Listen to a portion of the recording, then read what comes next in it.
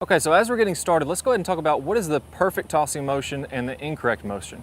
Now, as I'm making a good tossing motion, what I really want to focus in on is that my arm stays nice and straight all the way through the tossing motion. So I'm only moving from my shoulder socket, and I'm going to toss this ball up nice and consistently.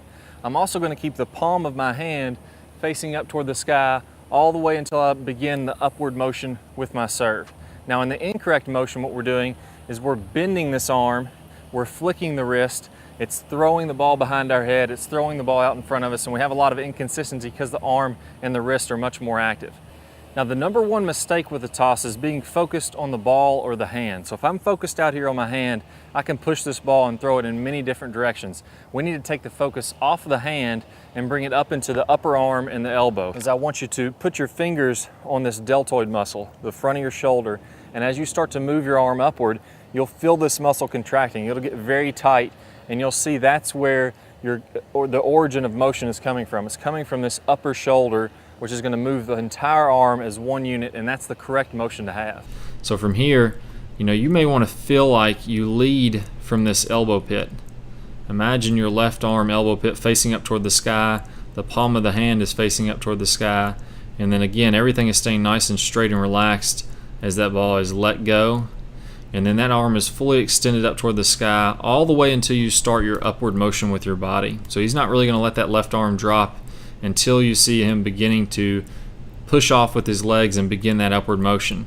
Now from there, that left elbow is going to move down toward his side and provide leverage for the right arm to hit upward. So you'll see that left elbow pulling down and back toward his side and providing leverage for the right arm to now extend upward and make that great contact. So that's the keys to the serve as it pertains to the left arm. As you start out, arm nice and straight by your side, keeping the arm straight throughout the entire motion, letting that elbow pit lead up, keeping that arm straight up in the toss all the way until you begin your upward motion. Then you can pull that left elbow back to provide leverage to extend out with that right arm and get a lot of good speed doing that. There's a very common mistake of the tossing arm when we're serving. So the mistake looks something like this. The player might be serving and they just stop their arm somewhere here. So they stop here. They don't really go into a full vertical position, so it should be more like this. Sometimes it's also caused by incorrect mental image, and I think that players imagine that they don't really have to get into this position because they are thinking they want to get above the ball with their racket. So they toss the ball and then they're thinking, I need to get above the ball and swing down to serve. So as we know, the serve works somewhat differently, where we need to swing much more upwards, and that's why we get into this position, because we are orienting ourselves to swing upwards. So we're not really orienting ourselves to swing downwards at first, but first we are orienting ourselves to really swing upwards, and that's why we get into this position. So it's important that the player understands that they need to correct their mental image, but I also use one technical correction to help them achieve this position, and I call it keep lifting. So the idea is a little bit strange, but it works.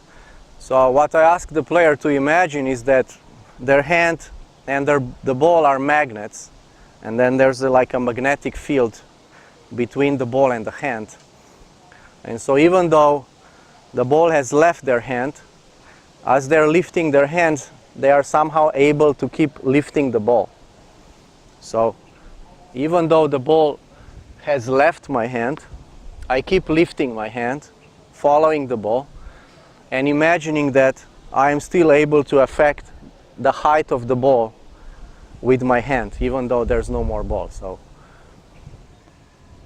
when I'm serving, I can feel that the ball has long left my hand, and yet I still am lifting the hand as if I'm still lifting the ball. So the simplifying idea that I would like to see is keeping that left arm straight and making sure that there's limited wrist action.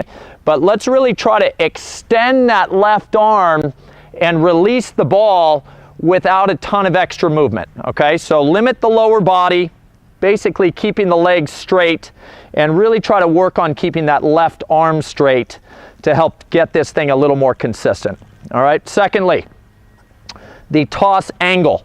And by toss angle, we're looking at a 90-degree window here. Directly in front of me to parallel with the baseline, this is a 90-degree angle in here. All right, there's plenty of players. Robin Zoderling, who had, you know, one of the great wins of all time against Nadal on clay at the French Open. That guy tosses the ball directly in front of him. McEnroe, because his stance was a little more lateral, he tossed the ball more down the baseline. I tend to coach that in the middle of this 90-degree angle, right here at this 45-degree mark, this to me is the safest place to put the ball to have an effective serve and a consistent toss. Not that it has to be at 45 degrees, but I think you guys will find that when the toss angle comes somewhere in this window between 0 and 90 degrees, tends to be the easiest place for you guys to get a consistent toss. But with that being said, there's no absolutes when it comes to the toss. Just be somewhere in between this 90-degree mark, and I think you guys will have a much better chance of being consistent with your toss. All right, and then that brings us into release point, which can be a very tricky thing for a number of reasons. A lot of times when we get up to serve, we're eager, we're amped up, we're ready to swing. And those types of players tend to release the ball early. That's obviously an exaggeration, but if my left hand does not get at least to eye level, and I prefer my players to get it a little above eye level, if that hand is below eye level, this ball is going to tend to drift too far out into the court. So what I would like you guys to start doing is do a couple practice tosses without the idea of swinging behind it, and start to become very aware of your release point when you let the ball go. If it's too low, you guys have that issue with the ball drifting too far out into the court. If that left hand gets too high and you guys haven't let the ball go yet, you guys have the issue with the ball getting behind you more. So let's start to be very aware of the release point. I think anywhere between eye level and just above your head is a great position to allow the ball a little bit of room in front of you, which we want, without drifting too far forward, and it's still low enough that I don't feel that ball drift behind me too much, okay? Big mistake I'm seeing made with a lot of players out there hitting the flat serve is that, as you can see, I've got the cones down here. The toss that you guys are throwing up a lot of the time for the flat serve, if you were letting this toss bounce, I think you guys would find that it's landing closer to cone number 1 here than cone number 2. And the problem with the toss that's landing near cone number 1 is that when you guys go up to make contact, and granted, you might hit it purely, it might come off well, but you guys are not getting any natural shutting of the racket when you make contact on a toss that would be landing on top of the baseline. And you know, pronation is such a key idea. You guys want to be hitting that flat serve big. If you guys start to get some natural shutting of the racket angle before contact occurs, you guys are going to be super impressed with that flat serve. Okay, so with cone number 2, when I can drift my toss in front of me out there, that's the toss that's going to ensure that the racket starts shutting down, okay? So if you take a look here, I'm going to serve one. I'm not going to let the ball drop, but it would be a ball that lands closer to this first cone here. You guys can tell that my contact,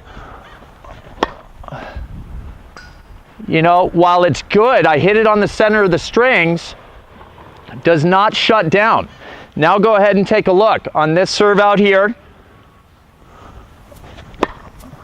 That racket angle is already closing as I get out to the ball. That makes contact great. That makes the pronation idea so much easier. All in all, it's just an absolute must if you want to be cranking that big flat first serve, that you guys start drifting that toss farther in front of you, more out in front of the baseline, to ensure a contact point that allows the racket angle to start shutting before it gets to the ball. For a flat serve or a slice serve, you want your toss as a righty to be a little out to the right and a little bit in front. And you'll notice right here, I've got my front foot right up against the baseline, and the middle of this basket, which would be a perfect toss as it's coming down, the middle of this basket is about 6 or 8 inches out in front of the baseline and about 6 or so inches to the right of my front foot. So that would be an ideal location. If I toss straight up and the ball comes straight down, and then I rotate and reach and extend up towards the ball, it's just going to be a natural place to make contact, again, for either a flat serve or a slice serve. Now, for a topspin serve, there's a lot of bad information out there telling you that you need to toss the ball well back behind your head in order to accelerate vertically and create that topspin. It's not necessary. I've studied a lot of footage of professional players, and very, very few professional players go any further back than directly above their head. Once you start getting further back than that, you start putting a lot of strain and stress on your back, and also a lot of strain and stress on your shoulder as you try to reach back and accelerate vertically. That's where a lot of injuries come into play. So, Orson, what I recommend, and for the rest of you who've tuned in today, is maintain about the same depth in the court, maybe a little bit closer. You still do want to lead yourself into the court for a topspin serve, but not quite as much as on a flat serve or a slice serve, because we are focusing more of our energy on going upwards vertically to create that topspin. So I've got the middle of the basket about 4 or 6 inches out in front of my front foot, and I also have it placed just about in line with my front foot, so that as I go back into my trophy pose and then eventually rotate up and reach, contact is going to be basically right over my head, right over my eyes.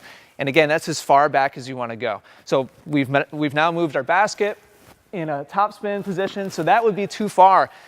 That's a toss that I should catch if I'm in the middle of a match. And that's something a lot of players need to work on, is disregarding poor tosses. That's a lot closer.